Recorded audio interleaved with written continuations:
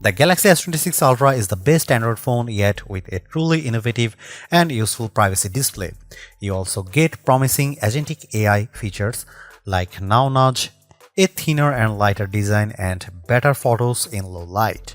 But the camera bump is a bit much, and there is still no silicon carbon battery. Here is the pros and cons in my full review. The Galaxy S26 Ultra is supposed to herald the age of agentic AI phones, but that doesn't mean much to the average person wondering if it's the best phone they can buy or if they should upgrade.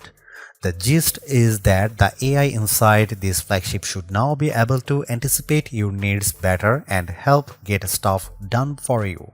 For example, the Now Brief feature surfaces recommendations based on the context of your texts. So, if someone asks you what time you want to go to the lunch, a little calendar button shortcut will show up, and soon, with automated app actions, you will be able to use your voice to do things like book an Uber or create a DoorDash order in the background via Gemini. In other words, apps are about to become a lot less relevant. Personally, I am more impressed with the S26 Ultra's hardware plus software innovations. Things like privacy display, which obscures private info from onlookers and can do so on an app-by-app basis, and the new horizon lock for shooting video, keeping your footage super steady no matter how shaky your hands. The Galaxy S26 Ultra is also lighter and thinner than its predecessor, and its camera system is noticeably improved in low light conditions. However, there are some things I don't like about the S26 Ultra, including its oversized camera bump and that its screen is dimmer than the previous S25 Ultra. Samsung's Galaxy S26 Ultra has a release date of March 11. The Galaxy S26 Ultra remains a steep $1,299, but at least Samsung didn't give this flagship a $100 price hike like the regular S26 and S26 Plus. You can also get up to $900 off with an instant trade-in credit. Just like before, the S26 Ultra starts with 256 GB of storage, but you can upgrade to 512 GB for $1,499 and 1 TB for $1,799. You notice the biggest difference between the Galaxy S26 Ultra and iPhone 17 Pro Max as soon as you pick these phones up. The S26 Ultra with just 7.55 ounces compared to 8.22 ounces for Apple's big screen flagship. The S26 Ultra is also thinner and lighter than the S25 Ultra, but also a smidge taller and wider. Samsung was able to achieve this weight loss partially because it ditched the titanium frame for aluminum, and I don't think it's a huge loss. The S26 Ultra also has more rounded corners versus the S25 Ultra, which helps make the phone look more unified with the rest of Samsung's new lineup, but it also makes it look more like an iPhone at a glance. I'd actually rather my $1,300 phone visually stand out compared to Samsung's other phones, but then again, I am a phone snob. My bigger issue is with the S26 Ultra's huge camera bump. The translucent pill-shaped glass plateau looks sleek compared to the floating lenses on the S25 Ultra, but the thickness of the bump itself causes the newer phone to wobble a lot more when placed flat on a table. And while the camera plateau on the iPhone 17 Pro Max is even bigger, it stretches across the back of the phone and therefore doesn't result in wobble. The other bummer about the S26 Ultra is that it lacks QI2 magnets for MagSafe-like charging. You will need to use a case once more to get the functionality. Samsung purposely left off these magnets in order to create a thinner and lighter design while also making the vapor chamber for cooling bigger. Samsung says that 98% of its customers get a case anyway, and that's probably a good idea. The back of my Cobalt Violet model picked up a noticeable scratch on the back in just a few days.